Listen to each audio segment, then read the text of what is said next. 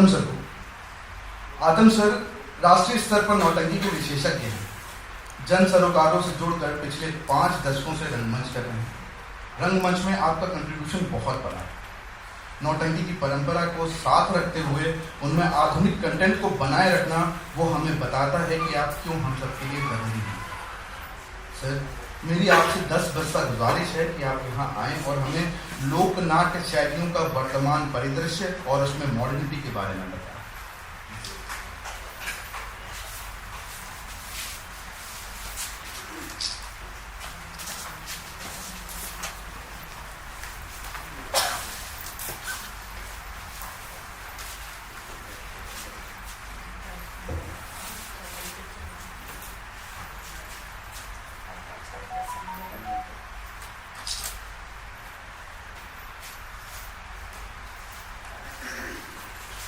मुझे दुनिया का सबसे मुश्किल काम जो लगता है वो किसी सेमिनार में बोलना लगता है,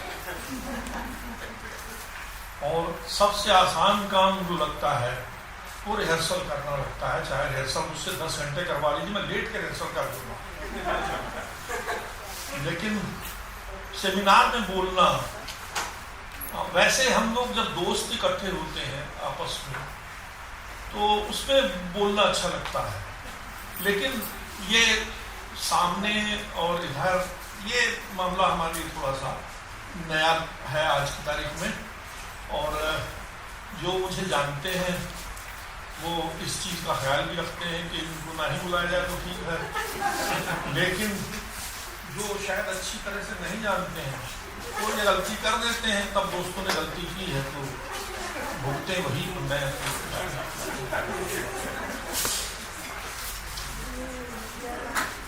लोक कलाओं का वर्तमान परिदृश्य पे बोलने के लिए मुझको कहा गया है।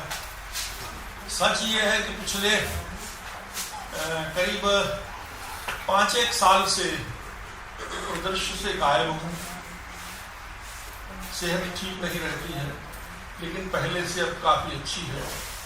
और लेकिन अब पता चला कि आज लोकनाट्य कहीं है, दिल्ली में कोई नाटक हो रहा है या पटना में कोई नाटक हो रहा है या और किसी ऐसी जगह पे नाटक हो रहा है, लोकनाट्य कोई हो रहा है, तो उसके हम गवाह नहीं बन पाते।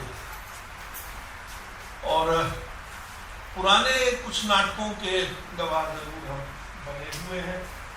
और मेरी चर्चा ज़्यादातर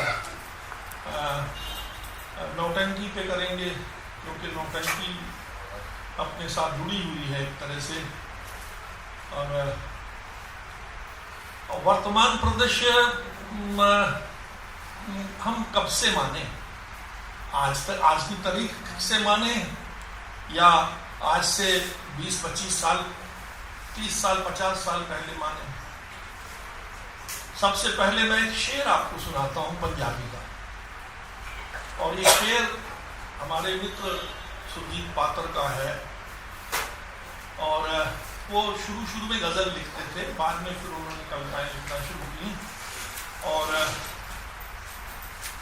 उनकी गज़लें शुरू की जो है आज से 50-55 साल पुरानी है, वो उस वक्त के परिदृश्य को लेकर के लिखी गई है। और मैं एक गज़ल का एक शेर आपको मतला कि बज्जी जे तेरे कालजे हाले छुरी नहीं, अगर तेरे कलेजे में छुरी नहीं घोंपी गई है तो, अगर बज्जी जे तेरे कालजे हाले छुरी नहीं, ए ना समझ कि शहर की हालत बुरी नहीं।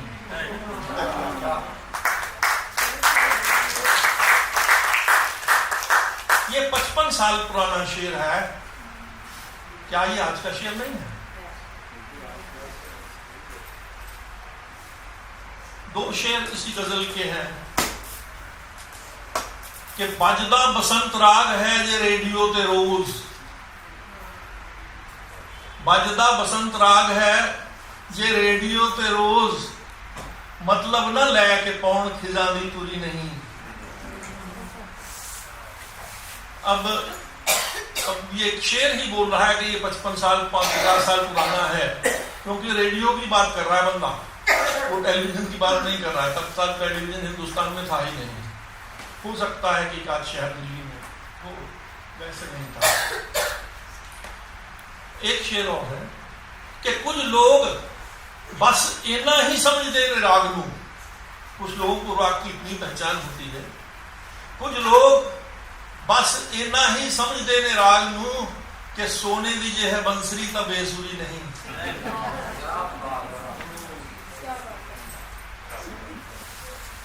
मैं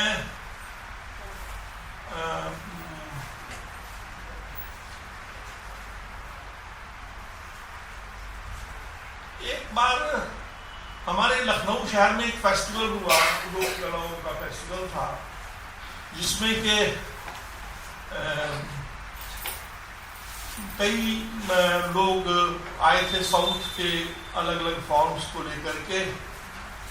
तो उसमें एक देहाती नाटक होता है साउथ का, तेरुकुतु बोलते हैं उसको।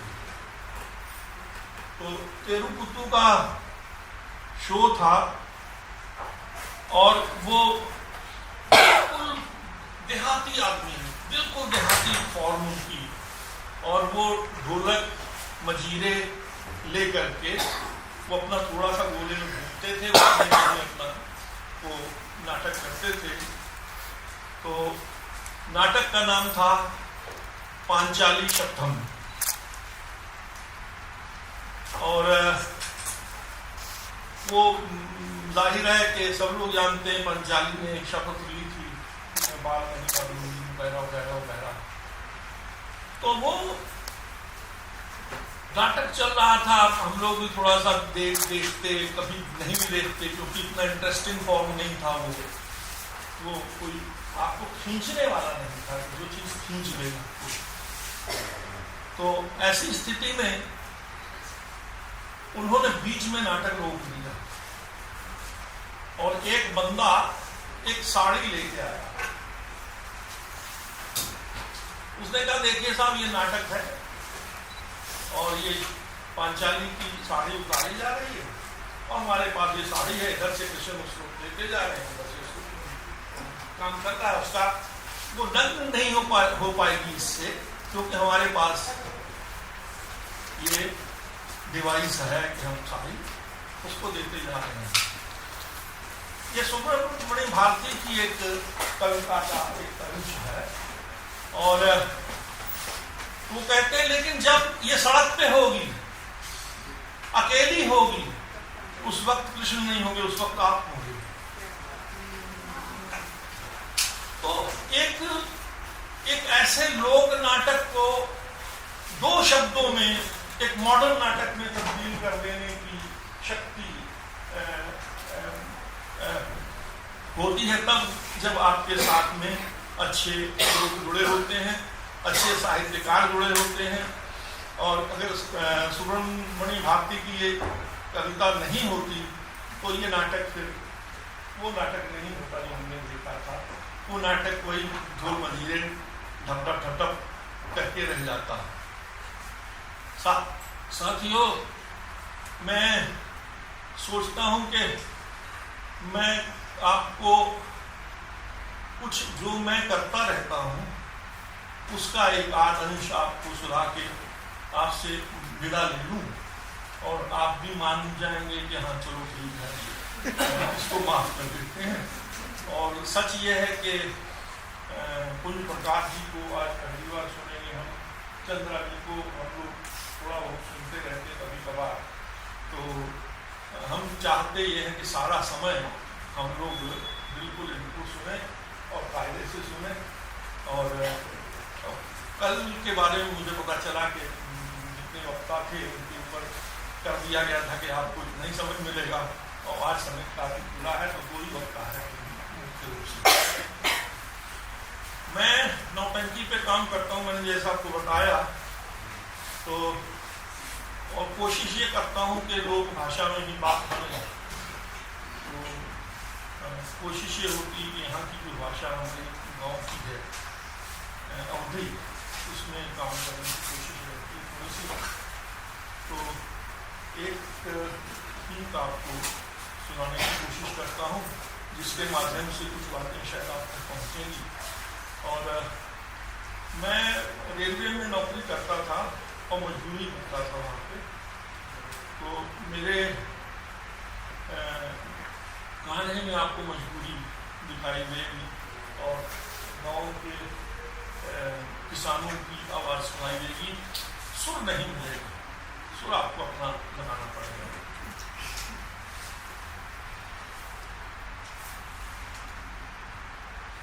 बिन लड़े बसर अब ना होई, बिन लड़े बसर अब ना होई, कब तक ऐसा भूखन मरी हो,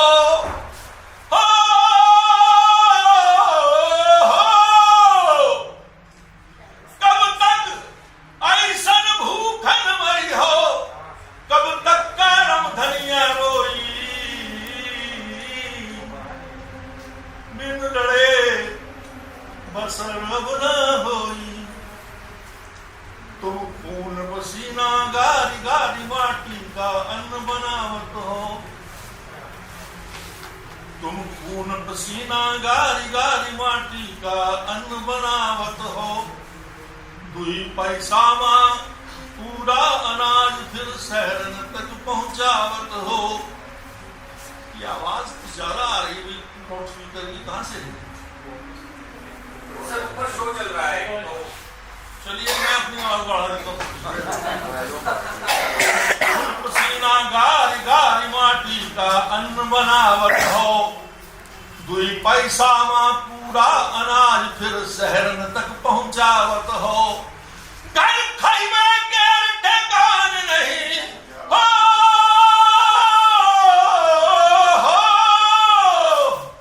घर खैमे के ठिकान नहीं, हम काहे की रोटी पोई,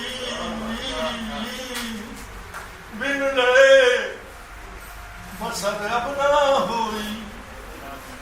तुम्हारे भाई तो वह आए जो ईंटा गारा ढावत है, दुई पैसा की मजदूरी मां माटी के महल बनावत है।